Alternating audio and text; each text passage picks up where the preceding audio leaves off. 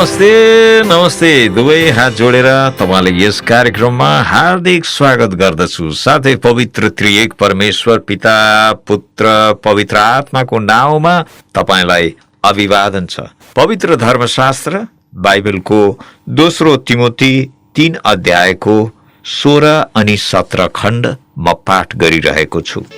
सम्पूर्ण पवित्र शास्त्र परमेश्वरको प्रेरणाबाट भएको हो र यो सिकाउनलाई, अर्थी दिनलाई, सच्याउनलाई, धार्मिकतामा तालिम दिनलाई लाभदायक हुन्छ, ताकि परमेश्वरको जन हरेक सुकर्ममा पूर्ण रूपले सुसज्जित भई सिद्ध भएको होस्।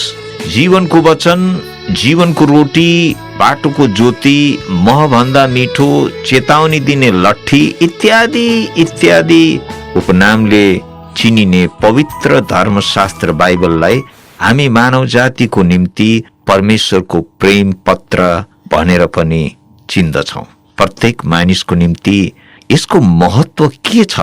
म तपाईको आफ्नै भाइ र अहिले तपाई सुन्दै हुनुहुन्छ बिलिभर्स इस्टर्न चर्च समुदायको तर्फबाट प्रस्तुत तपाईको आफ्नै नौलो नेपाली कार्यक्रम आत्मिक यात्रा।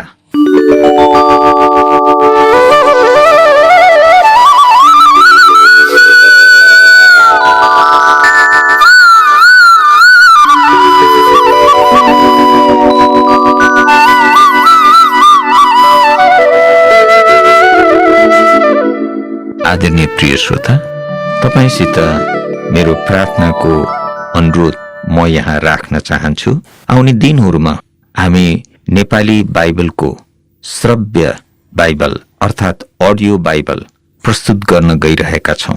परमेश्वरको वचन महत्त्वपूर्ण छ र हामीसित यो नेपाली भाषामा निरन्तर उपलब्ध हुनुपर्छ, किनभने हाम्रा धेरै व्यक्तिहरू शारीरिक रूपमा देख्न नसक्ने, पढ्न नसक्ने अवस्थामा छन् र हामी आफै पनि काम गर्दै गरेको बेला यो वचनहरू सुन्न सक्ने सौभाग्य हामीलाई मिल्नेछ।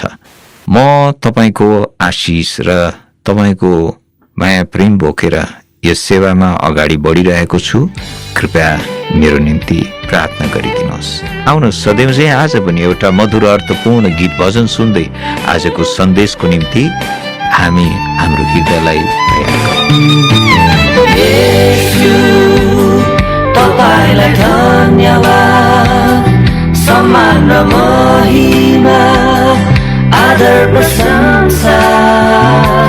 ओ येशू तपाईलाई धन्यवाद, सम्मान र महिमा, आदर प्रशंसा। हामीसँग हुनुहुन्छ, यसैले हामी सुरक्षित छौँ। हामीसँग हुनुहुन्छ, यसैले हामी सुरक्षित छौँ। हालेलुया होसन्ना, हालेलुया होसन्ना, हालेलुया होसन्ना, हालेलुया होसन्ना।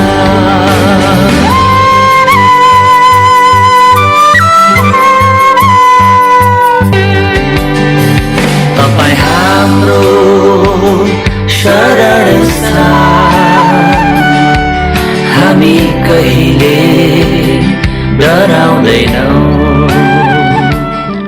तपाईले सुन्नु भएको होला, संसारमा सबैभन्दा बढी पढिने र बिक्री वितरण हुने पुस्तक यही धर्मशास्त्र बाइबल नै हो। अरे यो पापी संसारमा धार्मिक पुस्तक सबैभन्दा बढी पढिने र बिक्री हुने कति अचम्मको होइन त? बाइबलको मूल अर्थ चाहिँ पुस्तकहरूको संग्रह हो। साथै यसको मूल भाषा हिब्रू, आरामाइक र ग्रीक हुन्, जो अहिले 705 भाषाहरूमा पूर्ण रूपले अनुवादित छ भने बाइबलको नयाँ करार खण्ड 1551 भाषाहरूमा उपलब्ध छन्। म यस कुरामा निश्चित छु कि तपाईँले घरभित्र बोल्ने भाषामा पनि यो बाइबल पक्कै पनि उपलब्ध छ वा यसका केही खण्डहरू खोजी खोजी पत्ता लगाएर आफ्नै भाषामा परमेश्वरको वचन पढ्नुहोस्, किनभने परमेश्वर संसारमा भएका सबै भाषामा बोल्नुहुन्छ। बाइबलले भाषाको विकासमा आफ्नो महत्त्वपूर्ण भूमिका निर्वाह गरेको छ। नेपाली बाइबललाई कलकत्ताबाट विलियम केरीले संस्कृत भाषा लगायतका अन्य भाषाहरूमा तयार गरेका थिए भने पछि नेपाली भाषाको अलिक विकसित रूपमा दार्जिलिङबाट पादरी गंगा प्रसाद प्रधानले अझै प्रष्ट भाषामा परिमार्जित गरेका थिए। नेपाली भाषामा सबैभन्दा पहिलो खबर कागज गोर्खे पत्र पनि उहाँले नै प्रकाशित गरेका थिए, ख्रिष्टाब्द 1901 देखि 1932 सम्म। छोटो रूपमा भन्ने हो भने उत्पत्तिदेखि लिएर मानव सभ्यताको पहिलो शताब्दीसम्मको परमेश्वरको कार्यहरूको विवरण र इतिहासको संग्रह हो यो पवित्र बाइबल। बाइबल परमेश्वरले श्वास फुकेको पुस्तक हो। धेरैले भन्छन् यो संग्रह परमेश्वरको ईश्वरीय अलौकिक प्रेरणामा तयार भएको तथा संग्रह भएको पुस्तक हो। धेरैले विगतमा यस पुस्तकलाई जलाएर च्यातेर फालेका पनि छन्, तर बाइबलको प्रभाव र खाँचो, आवश्यकता, माग बढ्दै बढ्दै गएको छ। कतिपय विकसित राष्ट्रहरूमा अदालत र महत्त्वपूर्ण जिम्मेवारीमा सहभागी हुँदा बाइबल माथि हात राखेर शपथ खाने प्रचलन पनि छ। अंग्रेजी र अन्य भाषाको उच्च स्तरीय शिक्षामा बाइबललाई पनि पढ्नको निम्ति प्रयोग गरिन्छ। हाम्रै देशमा पनि यसमा भएका भिन्नै अनुवादले भाषाको गहनता र फराकिलो अर्थलाई अझै प्रष्ट पार्छ। समय अनुकूलता र भाषाको परिवर्तित अवस्थामा बाइबल नयाँ रूपमा र सरल बुझिने आधुनिक भाषामा पनि उपलब्ध छन्। नेपालीमा मात्रै झण्डै 6-7वटा अनुवाद अहिले पनि उपलब्ध छ। प्रभु येशूले मत्ती 4:4 भन्नुभयो, मानिस रोटीले मात्र होइन तर परमेश्वरको मुखबाट निस्केको हरेक वचनले जीवित रहँदछ। हो, शरीरको निम्ति भोजन जस्तै आत्मिक जीवनको निम्ति परमेश्वरको वचनको महत्व यहाँ स्पष्ट हुन्छ। बाइबलको वचनले मानिसलाई निर्माण गर्छ, बलियो बनाउँछ, साहस दिन्छ। बाइबलमा लेखिएका पठन सामग्रीलाई जीवित वचन भनिएको छ। संसारमा यो मात्र एक जीवित वचनको पुस्तक मानिएको छ। लेखिएका शब्दहरू पनि जीवित र मरेका हुन्छन् र? यो प्रश्न पनि छ, होइन त? जीवित वचन, किनभने जीवित कुराले मात्र जीवन प्रदान गर्न सक्छ। बाइबलको वचन पढेर धेरैले जीवन पाएका छन्।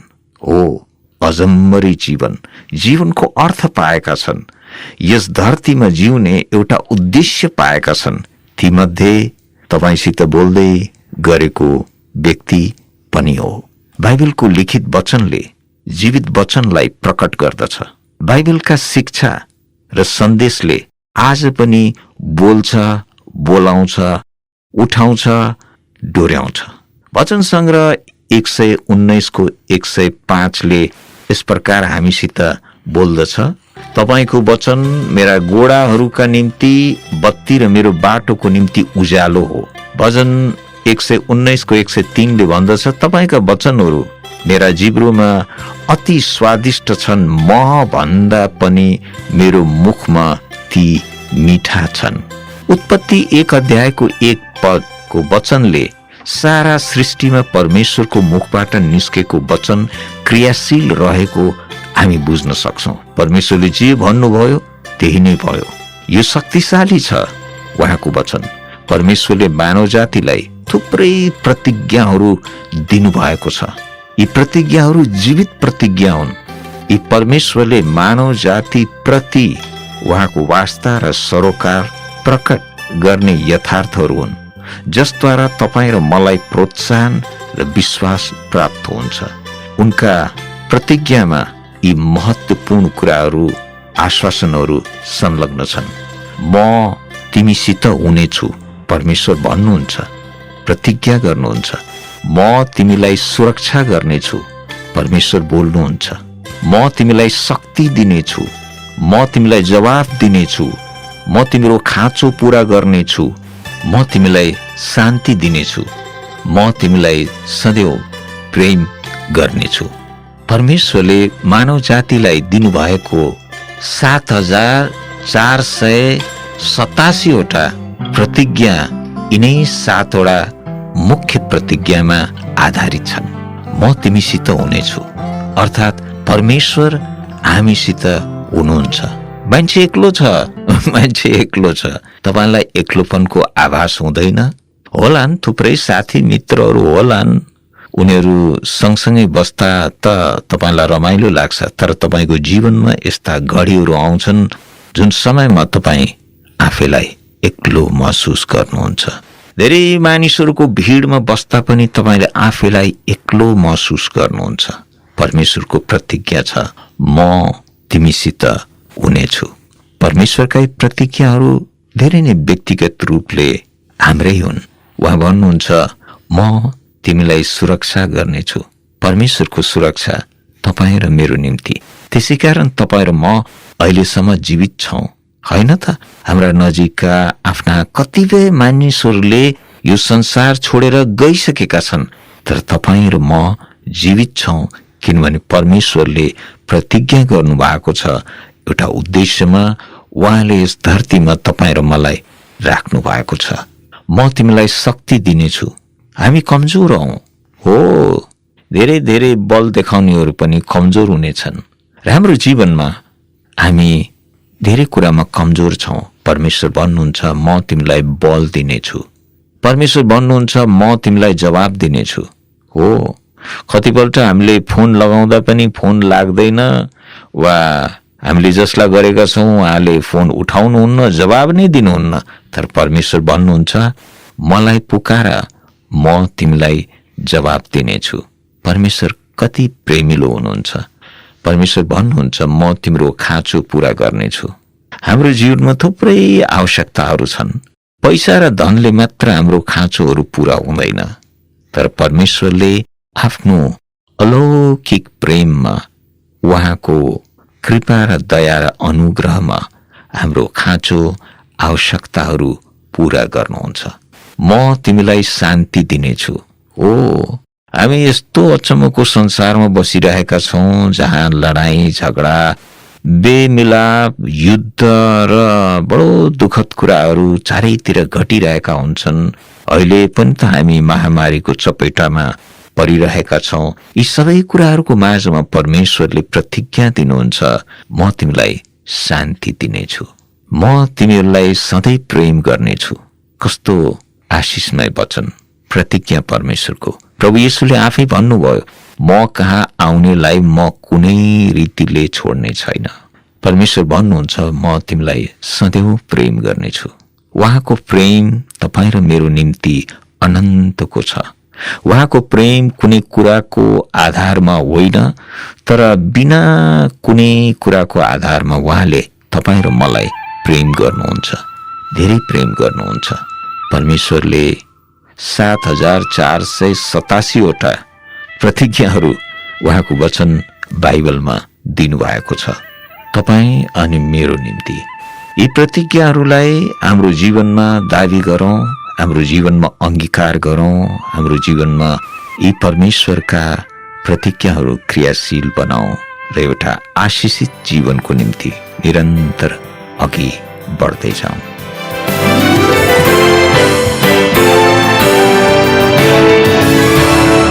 भजन 119 11 पदले भन्छ, तपाईको विरुद्धमा पाप नगरौँ भनेर तपाईको वचन मैले मेरो हृदयमा सुरक्षित राखेको छु।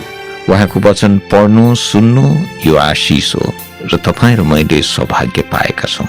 यदि आजसम्म तपाईँले बाइबलको कुनै खण्ड नयाँ करार पढ्न पाउनु भएको छैन भने नजिकको कुनै चर्चमा गएर कृपया आफूलाई आत्मिक यात्रा कार्यक्रमको एक श्रोताको रूपमा परिचय दिएर त्यहाँ बाइबलको खण्ड माग्नुहोस्, तपाईँले अवश्य नै पाउनुहुनेछ र परमेश्वरको आशिषमा निरन्तर तपाईँ अगाडि बढ्न सक्नुहुनेछ।